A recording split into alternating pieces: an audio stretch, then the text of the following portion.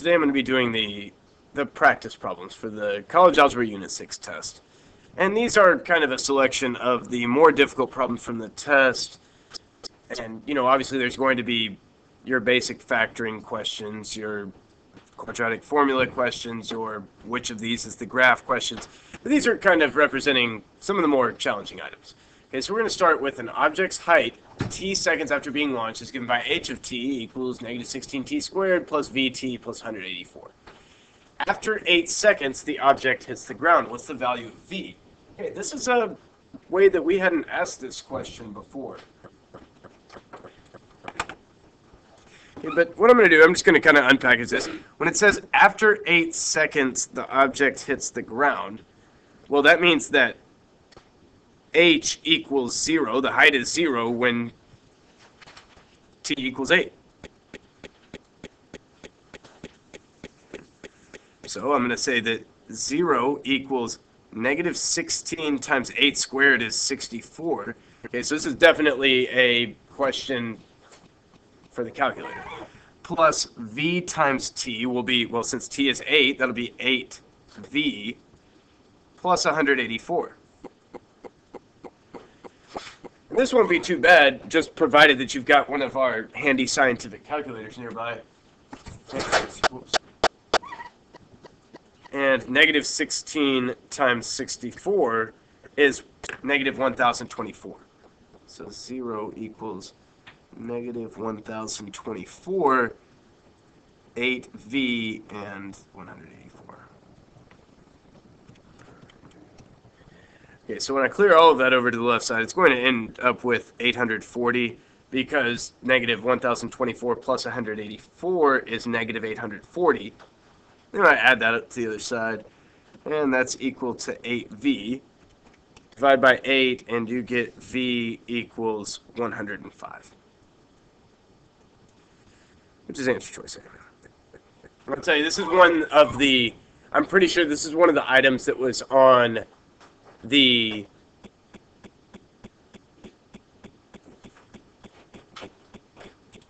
test that I took last year.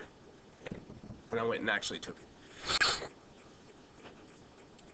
Okay, here we've got kind of an old-fashioned vertex of the parabola question, which I think this one also came from that same test that I took, that sample test. And so we know how to find the vertex of the parabola. That's x equals negative b over 2a,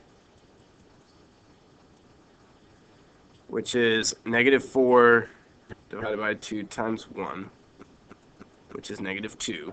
Okay, so right off the bat, I can eliminate a and c. And then to find the y value, I'm going to plug the negative 2 back in for x. So I'm going to square negative 2. I'm going to add 4 times negative 2, and I'm going to add 1.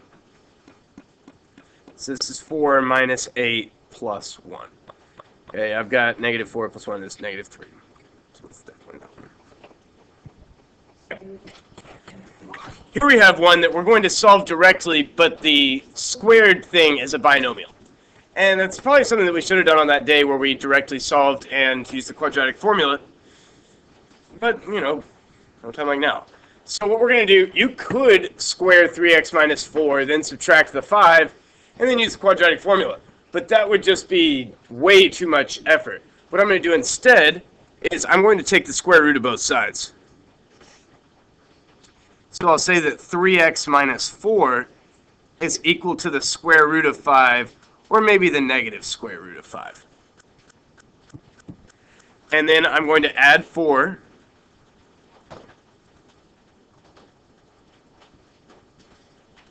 And then I'm going to divide by 3. So I've got 4 plus or minus the square root of 5 divided by 3. And that's looking like answer choice A. Okay, and I think we've got another one of these coming up in a second. Now we've got one that's going to ask you about the relative widths of parabolas. And I think I remember mentioning when we were talking about the graphs of parabolas that, you know, in the ax squared plus bx plus c, the a is determining the direction the parabola opens and its relative width. And that, you know, if x squared was kind of the standard parabola, that 2x squared would be steeper,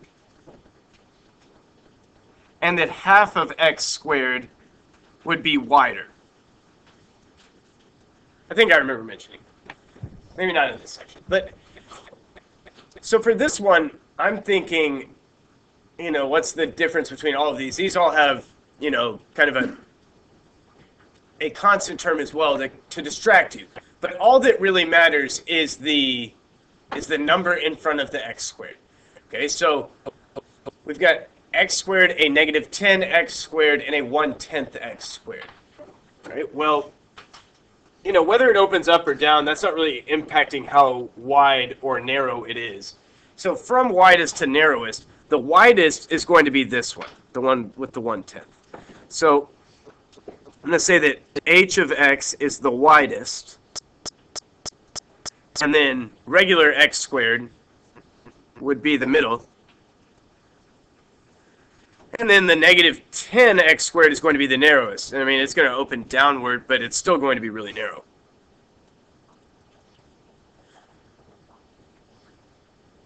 Okay, so if we're encountering one of these questions on the test or something, we're really just looking at the number against the x squared. And, there's nothing there, so we assume that's a 1, right? And 1 is nice and in between 1/10 and 10.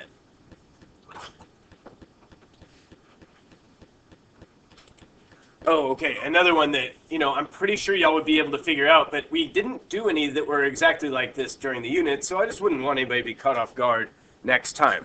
Find the values of x that make the equation true. I'm going to do the one on the left. The one on the right is very similar to that one I did a couple of times ago, so I'm going to probably have y'all do that one on your own. All right, so find the values of x that make the equation true. The first one. Well, first we got to set this thing equal to 0, right? So I've got 1/4 of x squared minus 4x plus 15 equal to 0. And now, of course, we could use the quadratic formula here. There's nothing wrong with that. But I could also, I'm not good at factoring things when the leading coefficient is a fraction or negative. All right, I want it to be a positive integer. So I could just multiply both sides of the equation by 4 and kind of clear out that 1/4. So that would mean that, x squared minus 16x, and 15 times 4 is 60, would be equal to 0 times 4, which is just 4. And this is something that we can easily factor. No, 0 times 4 is not 4. That's 0. So this is something that we can easily factor. This is going to be two numbers that multiply to 60 and add to negative 16. That's going to be negative 10 and negative 6.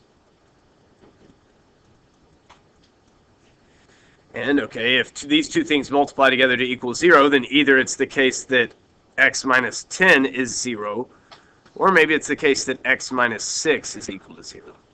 This happens when x is 10 or x is 6.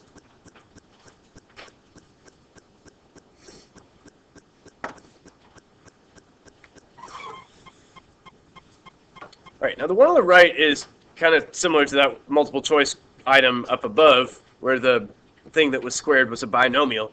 And so I want y'all to try that one on your own. And if you're watching at home, I would recommend that you pause the video because, really soon it's just going to pop up with the answer.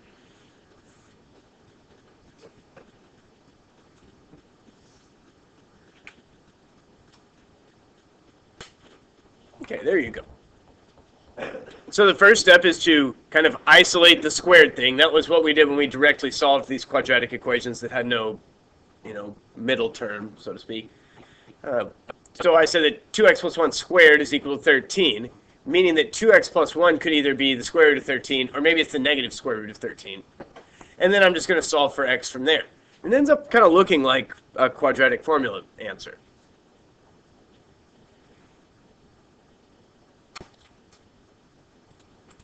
All right, we've got another couple of problems that we're asking for the values of x that make the equation true.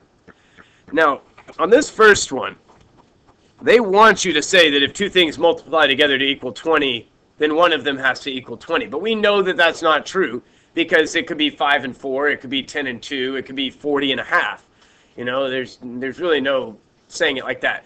The product property is only for 0. There's only a 0 product property. There's no 20 product property. So what we got to do is we got to actually FOIL this thing out. So it's going to be x squared, 3x, 2x, and 6 is equal to 20. And then we set it equal to 0, and hopefully we'll be able to refactor afterwards. I really hope. Okay, so since x squared, going to combine the like terms, and then 6 minus 20 would be negative 14. And that's set equal to 0. And now we're ready to factor this again. Yeah, there are going to be two numbers that multiply to negative 14 and add to 5. It's going to be 7 and negative 2. Okay, so x plus 7 times x minus 2 is equal to 0. Meaning that either x plus 7 equals 0, or maybe x minus 2 equals 0.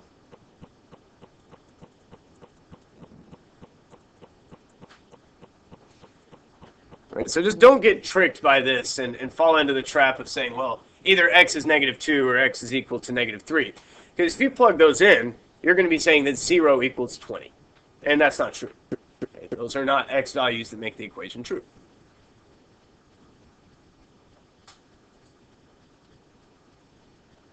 Right. Then another one on the right with this squared binomial. It seems like I went for a lot of these on the practice set. So this one I'm just going to work quietly, and you can, follow along with me and just make sure you're doing it right.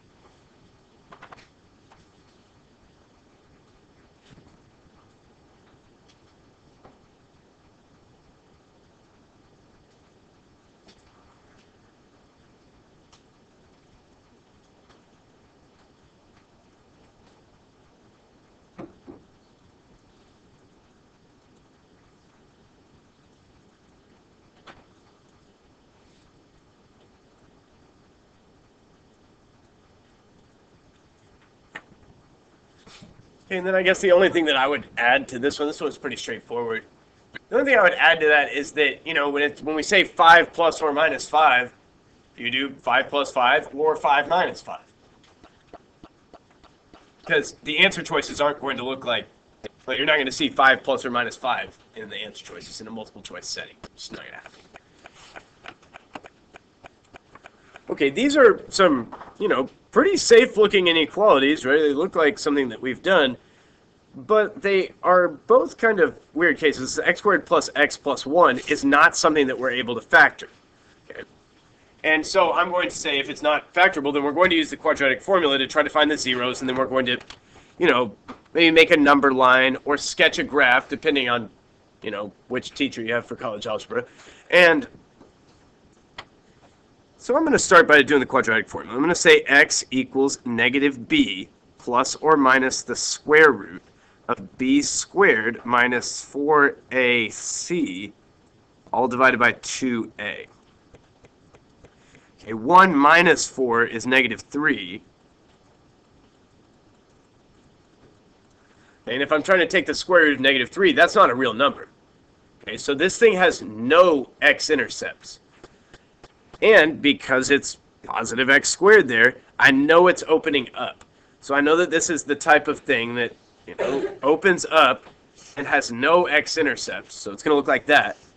And we're interested in where this is less than or equal to 0. Well, it's never equal to 0, and it's also never less than 0. So I'm just going to say, well, find the values of x that make the inequality true. There are no values of x that make the inequality true. You could say no solution. You could say no values of x. You could draw the little circle with the slash through it, the empty set symbol. Basically saying that this is not going to happen. And then the one on the right, okay, this one looks very similar, but less than 2, well, that might change a little bit because we know that the first step in these is setting the thing to 0. So that means that x squared plus x minus 1 is less than 0.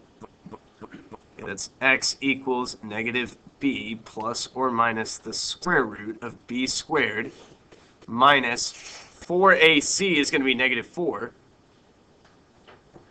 all divided by 2a. Okay, so this is negative 1 plus or minus the square root of 5 divided by 2. Okay. I'm going to make my little number line. or x-axis for a potential sketch of a graph. And this is -1 minus the square root of 5 divided by 2. And this is -1 plus the square root of 5 divided by 2. We know that, again, this is a parabola that opens upward. I'm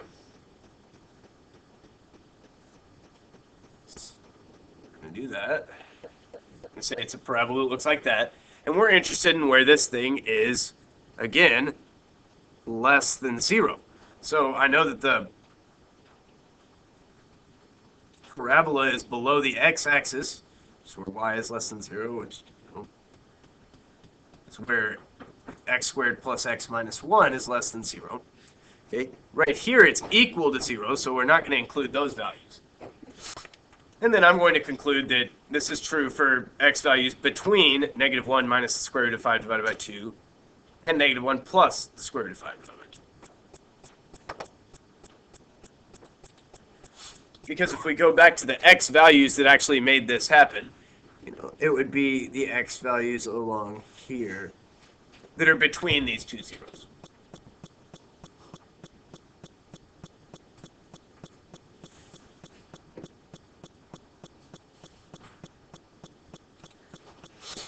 Okay, here we have the one that, I'm sure y'all didn't like it on the quiz, or we did in the lesson also.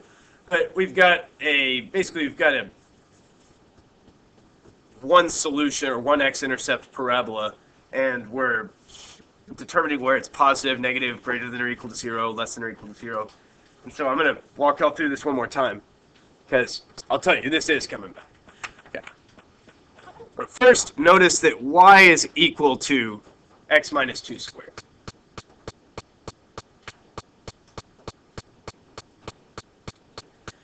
And so when they say that x minus 2 squared is greater than or equal to 0, really what I'm going to say is that y is greater than or equal to 0.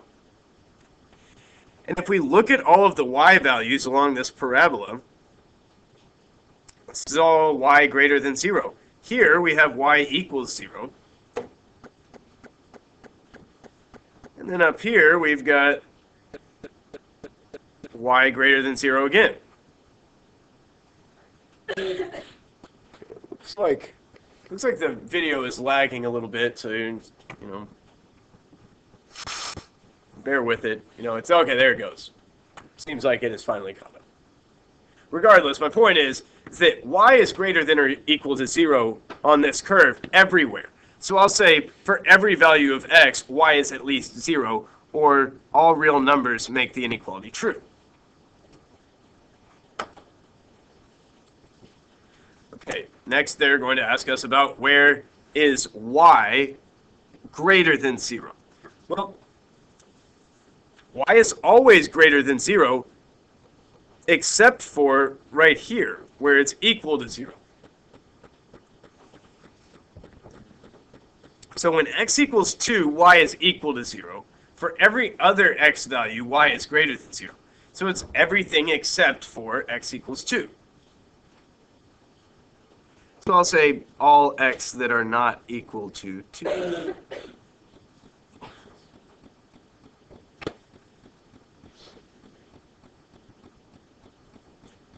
Okay, this is like saying y is less than or equal to 0. Well, let's just break it up into less than or equal to 0. Okay, less than 0.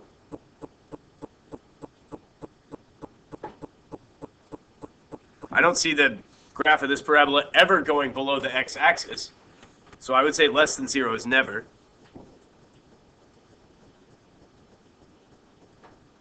Equal to 0 happens only at x equals 2.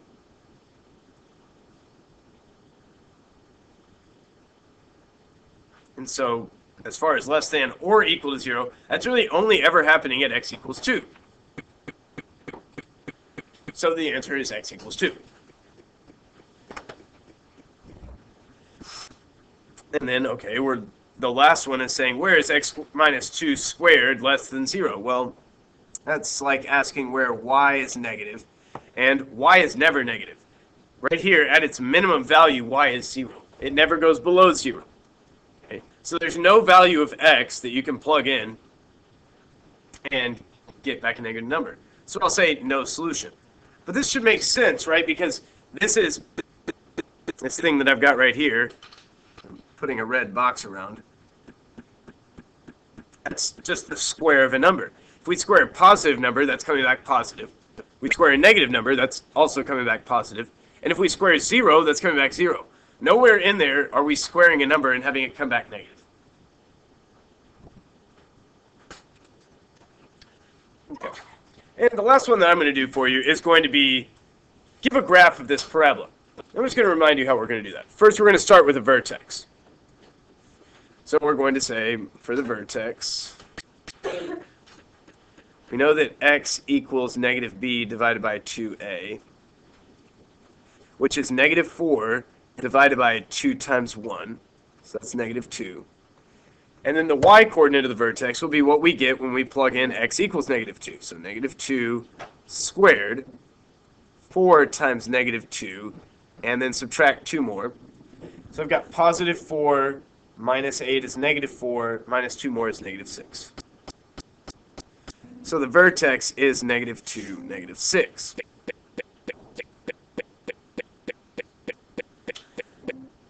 The y-intercept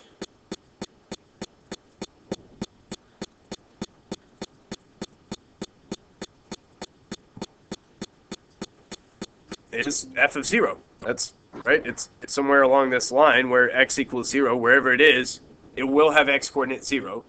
So x equals 0. F of 0. We're just going to plug in 0 wherever we see x. So that's 0 squared plus 4 times 0 minus 2. And maybe you just remember that this number is going to be the y-intercept, and that's great if that's the case for you. So it's 0, negative 2. So I'm plotting that point. And then what we're going to do is we're going to reflect, okay, across the axis of symmetry. We know that the axis of symmetry of the parabola is symmetric across its vertex. So right, there's going to be kind of this symmetry through here. And so if I went over 2 units that way to get to a point, I could go over 2 units this way and have another point that's on the graph of the parabola. Get rid of all that stuff and then connect the dots and make it the general shape of a parabola. We're not asking for 7 points like we did in Algebra 2, for those of y'all that were in my Algebra 2 class. Okay. We're looking for the vertex, another point, the reflection of that point across the axis, and the shape.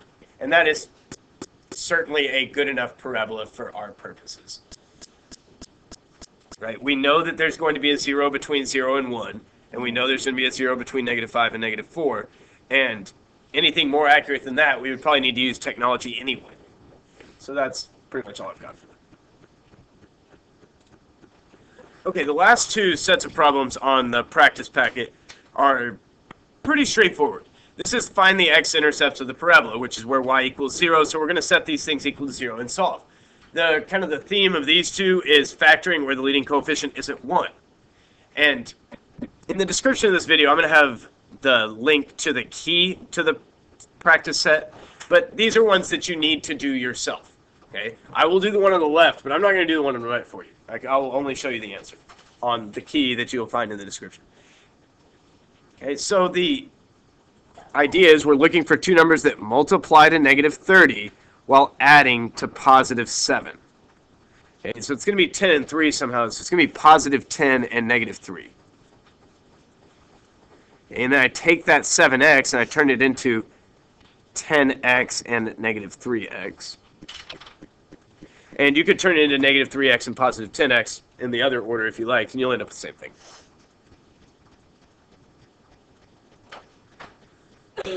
Now I'm interested in where this is equal to 0. And then I'm going to group in factors, so there's a 2x in common to these. I'm left with a 3x plus 5.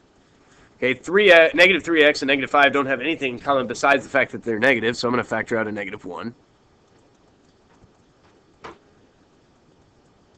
Then I'm factoring out the 3x plus 5.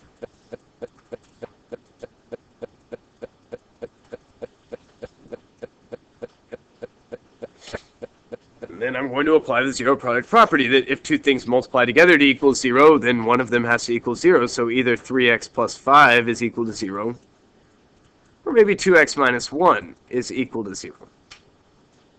This is looking like negative 5/3.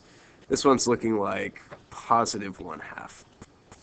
And those are the x-intercepts. Okay, if you need practice with this, you should do the one on the right on your own, and then check the answer against the key. And then these last two, these are, okay, they want you to just factor and use the -1 or the 1 product property. But there is no -1 or 1 product property. There's only a 0 product property. So we have to set these things equal to 0, which is going to necessitate using the quadratic formula. And again, that's something that, you're going to need to practice on your own, so you can check your answer against mine on the key. And that's going to be all I've got for you today.